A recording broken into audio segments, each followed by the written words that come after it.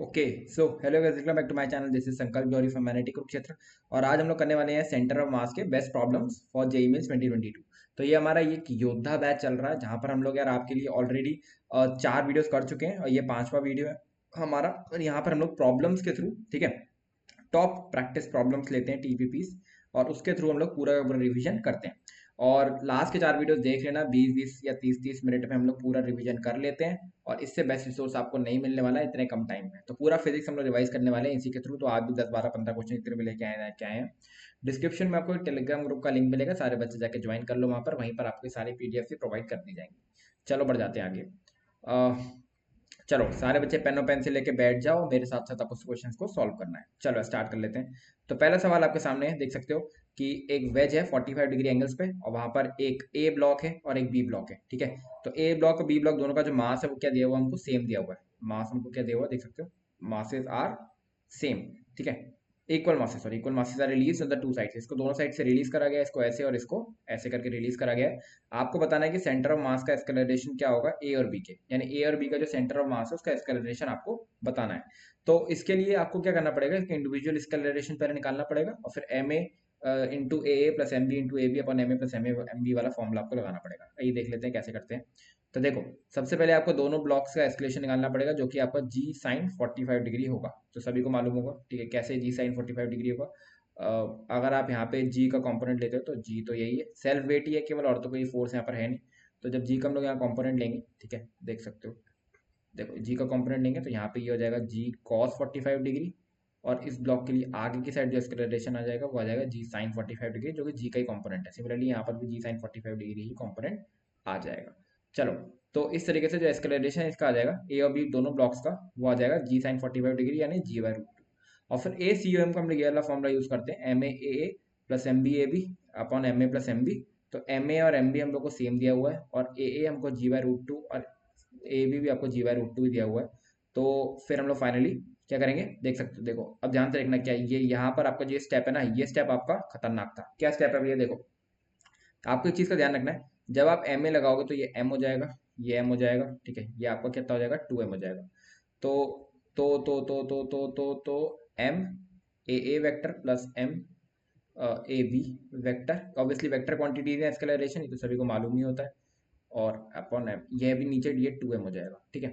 तो ये एम से एम हमने कैंसिल कर दिया, तो हमारा फाइनली क्या बचेगा, ए सी एम आ जाएगा हमारा 1/2 A vector plus A B vector.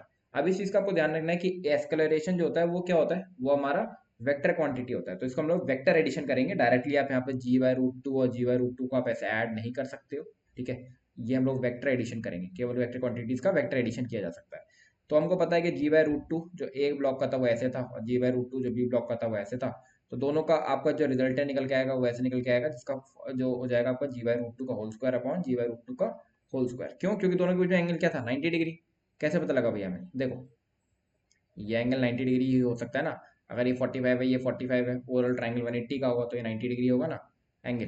तो दोनों वेक्टर्स के बीच में एंगल कितना हो जाएगा, 90 डिग्री।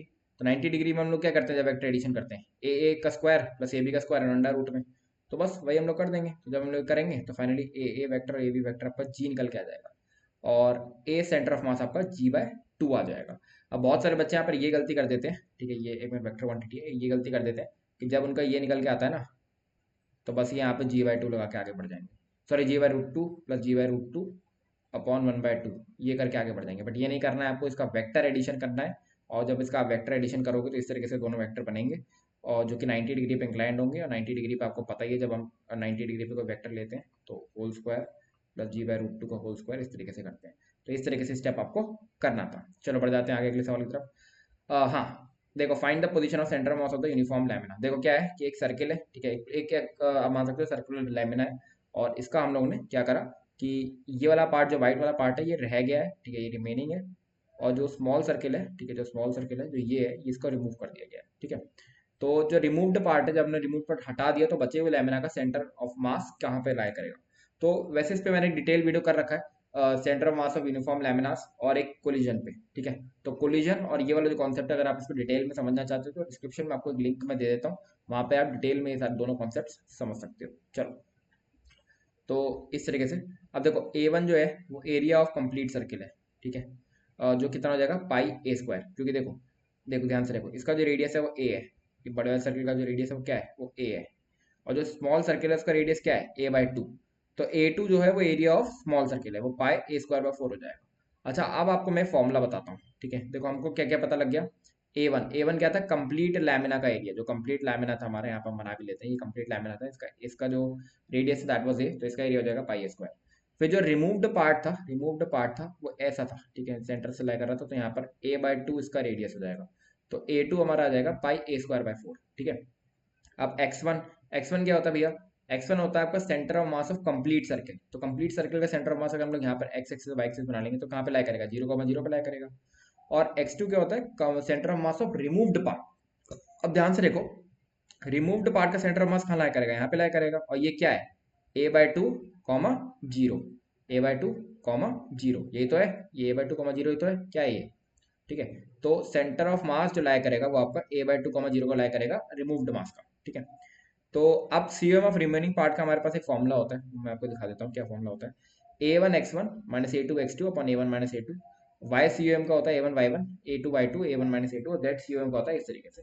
अगर आप इसको जैसे like I cap J cap के कैप में लिखते हो तो आप ओवरऑल फॉर्मूला ये भी लिख सकते हो, यहाँ पर आई कैप जे कैप और के कैप में x1 r1, ठीक है, और plus sorry minus minus a2, यहाँ r2, ये भी आई कैप जे कैप के कैप में अपॉन a1 माइनस a2, इस तरीके से भी लिख सकते हो। तो फाइनली सेंटर ऑफ मास आपका निकल के आ जाएगा वो आई कैप जे कैप और के कैप निकल के आ जाएगा, ठीक है। चलो देख लेते हैं। तो आर सी ओ एम, ठीक है, फाइनल में आर सी ओ एम एक साथ ही लिख दिया है। तो ये एक्स है ये वाई है, तो आपको समझ में आ गया वो ये एक्स है ये वाई है, ठीक है। अच्छा, ये x1 है ये y1 है ये x2 है ये y2 है। तो area of the complete circle into centre of mass of complete circle, area of removed part into centre of mass of removed part upon area of complete circle minus area of removed part. तो finally इसका answer निकल जाएगा -a/6, 0, जो कि centre of mass of remaining lamina हो जाएगा, ठीक है। अब इस कॉन्सेप्ट को मैं फिर से कह रहा हूँ, अगर आप डिटेल में समझना चाहते हो तो डिस्क्रिप्शन में मैं आपको लिंक दे दे रहा हूँ, वहाँ से आप सीख सकते हो। बढ़ जाते हैं आगे। तो हाँ, ये देखो ये मेरा फेवरेट क्वेश्चन है। देखो क्या होता है, ये एक क्या कहते हैं, ये एक वो होता है क्या कह सकते हो उसको, प्लेटफॉर्म है, प्लैंक है, चलो प्लैंक मान लो। प्लैंक पर एक आदमी खड़ा हुआ है, ठीक है, एक आदमी आपको दिख रहा होगा प्लैंक पर खड़ा हुआ। तो ये जो आदमी है, ठीक है, इसका मास जो है वो 60 kg है, और प्लैंक जो है उसका मास जो है वो 20 kg है, ठीक है। अब ये आदमी जो है ना, अब देखो ये भी फ्रिक्शनलेस है, इसका भी μ0 है, और ये आदमी भी फ्रिक्शन, इस यहाँ पे तो फ्रिक्शनलेस हो नहीं सकता, लेकिन फिर भी हम मान के चलते हैं फ्रिक्शन यहाँ पे कम है। तो ये फ्रिक्शनलेस होगा तो आगे कैसे बढ़ेगा। तो देखो अब ये आदमी जो है, ये आदमी यहाँ से चलता है और यहाँ चल के लैमिना के, सॉरी ये लैमिना कह रहा हूँ, ये प्लैंक के एंड तक पहुँचता है, यहाँ पर पहुँच जाता है, ठीक है। अब जब आदमी यहाँ पर पहुँचता है तो पीछे प्लैंक थोड़ा डिस्प्लेस हुआ होगा, तो क्या प्लैंक डिस्प्लेस होगा वो आपको निकालना है। अब ये बहुत ही अच्छा क्वेश्चन है सेंटर ऑफ मास को समझाने के लिए, ठीक है। तो ऐसा क्वेश्चन बन सकता है जेई के अंदर, आओ देखते हैं क्या इसका आंसर होना चाहिए। स्टॉप कर करके क्वेश्चन को ट्राई भी करते रहो साथ साथ में, ठीक है, तो ये मत छोड़ना। चलो, तो देख सकते हैं, देखो ये इनिशियल पोजीशन था हमारा, ये जो आदमी था यहाँ पे खड़ा था, इसको इसी तरह से अगर आप सॉल्व करोगे ना तो बहुत अच्छी तरह से कर सकते हो, ठीक है। देखो ये आदमी यहाँ पे खड़ा हुआ था और अभी ये कुछ भी नहीं हुआ था, अभी आगे नहीं बढ़ा था, फिर क्या हुआ है, फाइनली जो ये आदमी है वो यहाँ पर पहुंच गया, एंड पे पहुंच गया। और जो प्लैंक था वो पीछे की साइड डिस्प्लेस हो गया होगा थोड़ा सा, ठीक है, क्योंकि आदमी उसके ऊपर आगे की साइड फोर्स लगा रहा होगा तो ये पीछे की साइड डिस्प्लेस हो गया होगा। तो कुछ एक्स अमाउंट ये पीछे की साइड डिस्प्लेस हुआ होगा। तो देखो यार, यहाँ पर आप एक लाइन खींचोगे परपेंडिकुलर, तो आपको मालूम पड़ेगा कि जो प्लैंक है वो एक्स कुछ डिस्प्लेस हुआ सपोज, ठीक है। पूरे प्लैंक का लेंथ क्या था, 10 मीटर। तो आदमी कितना डिस्प्लेस हुआ होगा, ये लेंथ कितना हो जाएगा, ये लेंथ कितना हो जाएगा, यही लेंथ होगा जो आदमी डिस्प्लेस हुआ होगा, ये वाली लेंथ, वो हो जाएगा ऑब्वियसली 10 - x लेंथ। क्यों है 10 - x हो जाएगा, अरे यार देखो पूरा लेंथ 10 है, ठीक है, ये लेंथ x है, जो प्लैंक का डिस्प्लेसमेंट है, तो बाकी 10 - x हो गया। तो हमें आदमी का डिस्प्लेसमेंट पता लग गया 10 - x है, हमें प्लैंक का डिस्प्लेसमेंट पता लग गया x है, ठीक है। अब क्या करेंगे भैया, देखो सेंटर ऑफ मास इसका कहीं मूव करने नहीं वाला है, क्योंकि कोई भी फोर्स जो है वो लग नहीं रही यहाँ पर, केवल mg और mg फोर्स लग रही, केवल ये जो इसकी वजह से mg फोर्स लग रही होगी, वो भी नॉर्मल रिएक्शन से नॉर्मलाइज हो गई, तो कोई नेट फोर्स यहाँ पर है नहीं। अब यहाँ पर आपको चीज का ध्यान रखना है, जब भी कोई भी बॉडी पे या कोई भी सिस्टम पे नेट फोर्स 0 होता है तो सेंटर ऑफ मास का डिस्प्लेसमेंट नहीं हो सकता, सेंटर ऑफ मास जो है वो उसी जगह पर बना रहेगा। तो यहाँ पर कोई एक्सटर्नल फोर्स है नहीं, ठीक है। इसका मतलब क्या हो गया कि एक्स इनिशियल और एक्स फाइनल सेम होगा। तो इनिशियल एक्स हमने लिख लिया m1 x1, m2 x2, m1 + m2, और ये फाइनल हमने एक्स लिख लिया, ठीक है। अब दोनों का m1 + m2 तो कट ही जाएगा ऑब्वियसली नीचे। तो फाइनल इक्वेशन क्या बच गई हमारी, ये बच गई हमारी m1 x1 + m2 x2 is equal to m1 x1, ये फाइनल वाला केस है, फाइनल लिख देते हैं, प्लस m2 x2 फाइनल। ठीक है, अब देखो m1 तो कुछ फाइनल होता नहीं, m1 तो सेम ही होगा ना m1 m2। ठीक है, तो देखो m1 क्या है हमारा, मास ऑफ आदमी, तो m1 मास ऑफ आदमी है, उसका जो सेंटर मास लाई कर रहा था वो 0 पे था। ठीक है, अब देखो यहाँ पर हम लोग ने कैसे एक्सेस लिए हैं, देखो देखो समझना ध्यान से। हमने क्या करा ना, इसको जो है हमने इसको जो है ये x इक्वल टू 0 मान लिया है। ठीक है, तो ये वाला एंड क्या हो जाएगा, x इक्वल टू 10, ये वाला लेंथ x इक्वल टू 10। ठीक है, बाकी ये जो लेंथ है आप देख सकते हो, ये माइनस एक्स हो जाएगा और ये 10 माइनस एक्स। ठीक है, चलो आओ देखते हैं। तो अब हमने क्या करा, आदमी का वेट इंटू 0, आदमी का centre of mass, plus plus plus plus plus plus plank का मास और प्लैंक का सेंटर ऑफ मास। प्लैंक का सेंटर ऑफ मास कहाँ पे लाया करेगा, प्लैंक को जो है वो क्या है, रॉड की तरह ले सकते हो, तो सेंटर पे लाया करेगा। ठीक है, तो 10/2 पे लाया करेगा। तो प्लैंक का सेंटर ऑफ मास फिर इनिशियल पोजीशन के लिए क्या करेंगे, देखो 60 60 क्या है, आदमी का मास, और ये 10 - x, यानी ये आदमी कहाँ पर खड़ा हुआ है, आदमी कहाँ पहुंच गया था, 10 - x का डिस्प्लेसमेंट होगा आदमी का। ठीक है, तो ये 10 - x हो गया, प्लस प्लैंक का मास इंटू प्लैंक का सेंटर ऑफ मास, प्लैंक का सेंटर ऑफ मास। ठीक है, प्लैंक का सेंटर ऑफ मास क्या होगा, देखो देखो ध्यान से, देखो ध्यान से, देखो ध्यान से, देखो प्लैंक जो है वो कहाँ पे था, प्लैंक प्लैंक का सेंटर ऑफ मास यहाँ पे था 10/2 पे, 10/2 पे, और फिर ये डिस्प्लेस हो गया एक्स अमाउंट और। ठीक है, तो एक्स अमाउंट और डिस्प्लेस हो जाएगा, तो सेंटर ऑफ मास कहाँ मूव करेगा, पीछे मूव कर जाएगा, तो 10/2 माइनस एक्स कर देंगे, 10/2 प्लस एक्स नहीं, सॉरी माइनस एक्स कर देंगे। ठीक है, सेंटर ऑफ मास देखो क्या क्या करा मैंने, अब फिर से समझ लो आप, ये जो आदमी है ना, ये प्लैंक जो है वो 10 - x डिस्प्लेस हुआ ना, प्लैंक का डिस्प्लेसमेंट कितना हुआ था, 10 - x हुआ था। तो इसका जो वो है सेंटर ऑफ मास है वो कितना डिस्प्लेस हुआ होगा, नहीं सॉरी, प्लैंक का डिस्प्लेसमेंट 10 - x नहीं हुआ था, sorry sorry sorry sorry, plank का डिस्प्लेसमेंट हुआ था x, प्लैंक का डिस्प्लेसमेंट x हुआ था। ठीक है, तो जो सेंटर ऑफ मास है वो जो 10/2 पे था, अब वो 10/2 माइनस एक्स हो जाएगा। 10/2 माइनस एक्स क्यों हो जाएगा, क्योंकि पीछे की साइड डिस्प्लेस हुआ है ना ये, या आप कह सकते हो इसका डिस्प्लेसमेंट माइनस एक्स था। ठीक है, तो 10/2 माइनस एक्स इसका सेंटर ऑफ मास हो जाएगा प्लैंक का। ठीक है, तो वही हमने यहाँ पे पुट करा, और फाइनली जब इसका आंसर आप निकालोगे तो x जो है वो 7.5 मीटर आ जाएगा। ठीक है, x जो है क्या आ जाएगा, 7.5 मीटर। अच्छा, ये तो हम समझ गए, थोड़ा सा कंफ्यूजन आपको हुआ होगा कि यहाँ प्लैंक का सेंटर ऑफ मास कैसे निकाला, तो वो आप रिवाइंड करके देख लेना, अच्छा सवाल था ये। चलो, तो अगला सवाल की तरफ बढ़ जाते हैं। यहाँ फोर्स और टाइम का आपको ग्राफ दिया हुआ है, particle of mass 2 kg initially at rest, initially rest पे हमको क्या मालूम पड़ता है, u इक्वल टू 0 था, final velocity at end of 10 seconds, 10 seconds के एंड में आपको यहाँ का फाइनल वेलोसिटी बताना था। ठीक है, तो ये देख सकते हो, ये फोर्स और टाइम का आपको क्वेश्चन दिया हुआ, फोर्स और टाइम का आपको ग्राफ दिया हुआ है, और आपको वेलोसिटी बताना है 10 सेकेंड के एंड पे कितना हो सकता है। अब एफ टी ग्राफ से आप क्या निकाल सकते हो, इसका एरिया आपको क्या बता सकता है, और इसका स्लोप तो कुछ बता नहीं सकता, वैसे स्लोप तो बहुत सारे हैं, तो स्लोप निकालने का सेंस है नहीं, तो इसका एरिया ही कुछ बताएगा। अब एफ टी ग्राफ का एरिया क्या बता सकता है, इस पे आपको कॉन्सेंट्रेट करना है। ठीक है, तो देखो, एक इम्पल्स मोमेंटम इक्वेशन होती है जो बच्चे बहुत बार छोड़ देते हैं, और ये छोटी सी चीज़ है, हो सकता है इस पर यही सवाल बनाते इस बार। तो क्या होता है ना, चेंज इन मोमेंटम, मोमेंटम में चेंज जो है वो इम्पल्स के बराबर होता है। और इम्पल्स क्या होता है ना, इम्पल्स होता है आपका area under F T graph. जो इम्पल्स होता है ना, इम्पल्स क्या होता है, वैसे सडन फोर्स, सडन आपने फोर्स लगाया बहुत छोटे अमाउंट के लिए, उसको इम्पल्स कहते हैं।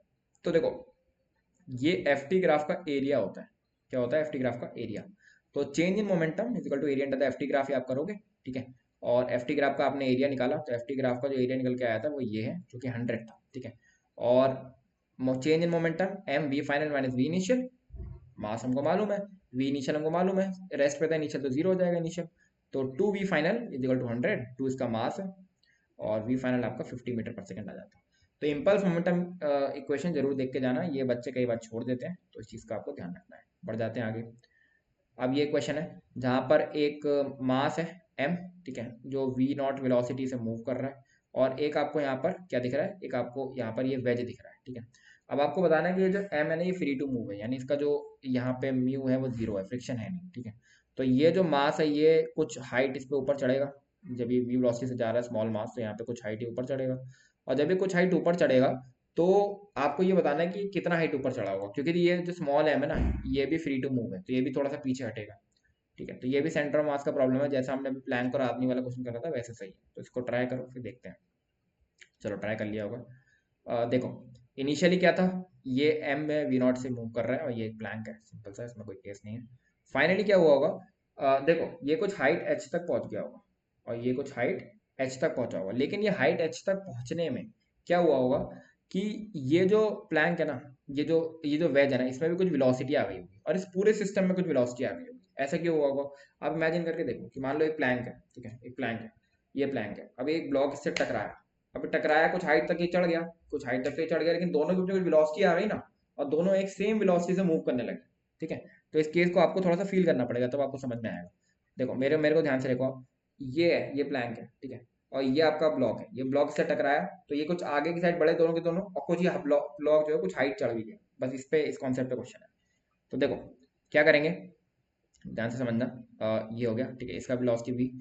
अब देखो, अब कंजर्वेशन ऑफ पहले मोमेंटम लगाया जाएगा। देखो जो फाइनल वेलोसिटी v है ना, ये दोनों एक साथ मूव कर रहे हैं, तो ये किसका केस है, किसका केस है, ये इन इलास्टिक कोलिजन का केस हो सकता है, इन इलास्टिक कोलिजन का केस हो सकता है। यानी फाइनली पहले इनिशियली इसका वेलोसिटी क्या था, वेज का वेलोसिटी क्या था, वेज का वेलोसिटी था 0, और ब्लॉक का वेलोसिटी क्या था, कुछ v नॉट, और फाइनली दोनों का वेलोसिटी कितना है, v, ठीक है। तो ये आपका पहले कंजर्वेशन मोमेंटम से लगाएंगे, small m into V naught initial momentum, ठीक है, और यहाँ पर ये भी लिख लो चाहे m इंटू 0, ठीक है, क्योंकि ये क्या है, ये इनिशियल मोमेंटम हो गया पूरा, और फाइनल मोमेंटम क्या हो जाएगा, दोनों ब्लॉक का मास m प्लस m और फाइनल वेलोसिटी v, तो ये आपका हो गया फाइनल मोमेंटम, ठीक है। अच्छा, तो ये हमारी पहली इक्वेशन बनी। अब कंजर्वेशन ऑफ एनर्जी लगा के देखते हैं। देखो इनिशियल काइनेटिक एनर्जी कितनी थी, इनिशियल काइनेटिक एनर्जी कितनी थी, इनिशियल पोटेंशियल एनर्जी कुछ नहीं थी, क्योंकि यार ब्लॉक जो है वो ग्राउंड लेवल पे था। Final potential energy, final kinetic energy क्या हो जाएगी, half m plus M B square, ठीक है, टोटल मास इंटू जो कॉमन वेलोसिटी का स्क्वायर, प्लस एम जी एच, क्योंकि ब्लॉक कुछ ऊपर भी चढ़ गया, ठीक है। तो ये आपका कंजर्वेशन एनर्जी से निकल गया। बस अब दोनों इक्वेशन को आपको सॉल्व करना है और हाइट का आंसर निकाल देना है। यहाँ से आप वी नॉट को सॉल्व करो और वी नॉट को यहाँ पुट कर दो, और हाइट का आपको आंसर निकल के मिल जाएगा। इसको आपको सॉल्व करना है और आपको कमेंट में आंसर करना है। तो यहाँ पे सवाल समझ में आया होगा क्या हुआ, इसमें कंजर्वेशन ऑफ एनर्जी लगी, कंजर्वेशन ऑफ मोमेंटम लगा, और कोलिजन का कॉन्सेप्ट भी लगा, ठीक है। तो इस तरीके के सवाल आपका बन सकता है। चलो बढ़ जाते हैं आगे। अब देखो यार, ये एक वैसे तो लड्डू सवाल है, बट मैं इससे आपको इसके थ्रू आपको एक कॉन्सेप्ट समझाना चाह रहा हूँ, ठीक है। देखो ये एक एक पेंडुलम है जहाँ पर एक स्मॉल मास m आया v नॉट वेलोसिटी से और इससे टकरा गया, ठीक है, ये बिफोर कोलिजन का केस था। और फाइनल कोलिजन का केस में क्या हुआ, ये जो स्मॉल m आया था वो यहाँ पे जाके घुस गया, यानी दोनों के दोनों एक साथ हो गए, और एक साथ होने के बाद ये कोई u वेलोसिटी से चलने लगे। अब आपको ये बताना है कि इस m का मास क्या होना चाहिए, मिनिमम, मिनिमम मास क्या होना चाहिए, जिससे जो ये u वेलोसिटी अटेन हो वो इतनी हो जाए कि ये जो पेंडुलम है ये पूरा सर्किल कंप्लीट कर ले, ठीक है। अब ये वैसे तो निहायत ही आसान सवाल है, जो बच्चे करने वाले वो इसको कर लेंगे, लेकिन इसको करके आपको कॉन्सेप्ट समझाना था मुझे। देखो ये एक इनइलास्टिक कोलिजन है, तो पहला कंसेप्ट मुझे इनइलास्टिक कोलिजन का समझाना था। तो initial momentum equal to final momentum, तो final initial velocity M V not, final velocity M plus M U, ये फाइनल वेलोसिटी हो गई यू। तो यू आ जाएगा आपका M V not M plus M, ये आपका क्या आ गया, यू फाइनल, ठीक है। अच्छा, फॉर कंप्लीटिंग द सर्किल, जो ये यू फाइनल है ना, ये √5 GL से बड़ा होना चाहिए, यू फाइनल जो है वो √5 GL से बड़ा होना चाहिए, तभी ये सर्किल कंप्लीट करेगा ना। देखो आपको ये चीज मालूम होनी चाहिए, यहाँ पर मैं थोड़ा सा कॉन्सेप्ट भी समझा देता हूँ। जैसे मान लो अगर ये एक स्ट्रिंग है, तो यहाँ पर मिनिमम वेलोसिटी इसको सर्किल को कंप्लीट करने के लिए क्या चाहिए होती है, √5 GL, जहाँ पर लेंथ जो है एल जो है वो इसका लेंथ होता है किसका, स्ट्रिंग का। सिमिलरली अगर यहाँ पर एक रॉड लगी होती, एक रॉड लगी होती, तो इस सर्किल को कंप्लीट करने के लिए जो मिनिमम वेलोसिटी चाहिए होती है वो होती है √4 GL, √4 GL, ठीक है। तो अगर ये रॉड लगाता मैं, तो minimum velocity to complete the circle was used to be 4√4 GL, ठीक है। तो बस यहाँ पे यू फाइनल जो होगी वो आपका √5 GL से बड़ा होना चाहिए, यू फाइनल आप यहाँ से निकाल लोगे, बस इसको ग्रेटर देन 5 GL आप रख दो, तो वी नॉट मिनिमम आपका कितना आ जाएगा, ये आ जाएगा। बस आपको एम मिनिमम निकालना था, एम मिनिमम डिस्प्लेस करके निकाल देंगे, कुछ भी इसमें कठिन नहीं है, ठीक है। तो बढ़ जाते हैं आगे। अच्छा, अभी एक अच्छा सवाल है। A ball of mass m moving in a speed v makes a head on collision with identical ball at rest. एक बॉल है जो m मास का है, ठीक है, एक आइडेंटिकल बॉल है, आइडेंटिकल बॉल मतलब आइडेंटिकल मास का, इसका ये रेस्ट पे था, और ये कुछ v नॉट से मूव, v वेलोसिटी से मूव कर रहा था। दोनों का एक हेड ऑन कोलिजन हुआ, हेड ऑन कोलिजन मतलब इलास्टिक कोलिजन हुआ, ठीक है, इलास्टिक कोलिजन हुआ। और इलास्टिक कोलिजन होने के बाद क्या दिया हुआ आपको, इनिशियल काइनेटिक एनर्जी जो है वो 3/4 टाइम्स हो गई फाइनल काइनेटिक एनर्जी, ठीक है। नहीं सॉरी, काइनेटिक एनर्जी फाइनल जो है वो काइनेटिक एनर्जी इनिशियल के 3/4 टाइम्स हो गई। आपको बताना है कोफिशिएंट ऑफ रेस्टिट्यूशन क्या है, यानी ई का वैल्यू क्या होना चाहिए। अब ई आपको मैं थोड़ा सा बता दूं, ई क्या चीज होती है। ई होती है आपकी velocity of approach upon velocity of separation, ठीक है, velocity of approach upon velocity of separation. तो हम लोग लिखते हैं इसको v2 minus v1 upon u1 minus u2, ठीक है। ये क्या है, वेलोसिटी ऑफ नहीं sorry, velocity of separation upon velocity of approach, ठीक है, इस तरीके से। चलो, तो v1 डैश फाइनल वेलोसिटी अगर आप लिखोगे ई के टर्म्स में, ठीक है, तो ये इस तरीके से हम लिख सकते हैं। ये आई थिंक बच्चों को आता होगा, जिस बच्चे को नहीं आता है एक बार मैं आपसे कहूंगा कि यार देखो, मैंने ना कोलिजन का और सेंटर ऑफ मास को एक ही वीडियो में मात्र 15 मिनट में पढ़ा रखा है। तो डिस्क्रिप्शन में मैं आपको एक लिंक दे दूंगा, एक बार वहां से जाके आप ये कॉन्सेप्ट समझ लेना कि ये मैंने किस तरह से लिखा है, ठीक है। और अगर नहीं समझ में आ रहा है तो आपको रेफरल थोड़ा सा मैं दे देता हूँ, जहाँ से आप थोड़ा सा किताब से पढ़ लेना इसको।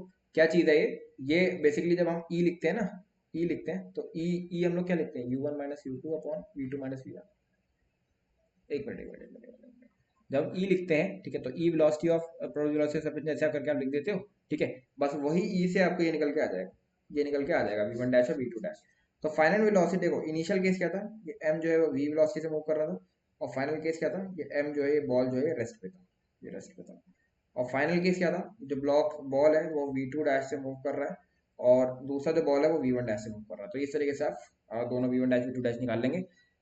Final kinetic energy initial kinetic energy के बराबर हो जाएगी। अच्छा, एक चीज का आपको ध्यान रखना, जो लिंक मैं आपको डिस्क्रिप्शन में दूंगा वहां पर मैंने ये सवाल भी दिया हुआ था, ठीक है। तो ये सवाल आप वहां पे बेहतर तरह से समझ लेना, क्योंकि इससे पहले मैंने पूरा कॉन्सेप्ट समझाया था इसका, फिर ये सवाल किया था, ठीक है। अब यहाँ समझाऊंगा तो थोड़ा सा देर हो जाएगी इसलिए, ठीक है। अच्छा देखो, अब final kinetic energy half M V one square plus half M V two dash square, ये दोनों बॉल्स का फाइनल वेलोसिटी है।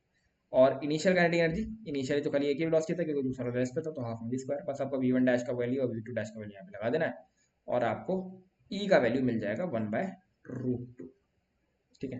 क्यों मिल जाएगा भैया, देखो एम से एम तो यहाँ पे कैंसिल ही हो गया, और फिर फाइनली ये बच जाएगा आपका, ठीक है। तो आपको इस तरह से सवाल कर लेना है, 2 से 2 भी कैंसिल हो जाएगा, ठीक है। चलो बढ़ जाते हैं आगे। अब ये फाइनल क्वेश्चन है हमारा, और एक अच्छा सवाल है जो आपको शायद थोड़ा सा हिला सकता है, तो इसलिए इसको देख के चलना, थोड़ा सा अच्छा क्वेश्चन है, ठीक है। A uniform chain of mass m and length l hangs on a thread, ठीक है। एक चेन है जो कि इस तरीके से हैंग कर रहा है, it's lower and touches the surface of the table, ठीक है। ये सरफेस ऑफ द टेबल को टच कर रहा है इसका लोअर एंड, ठीक है। तो देखो, लोअर एंड इसको ऐसे टच कर रहा था, ये इनिशियल केस था, ठीक है।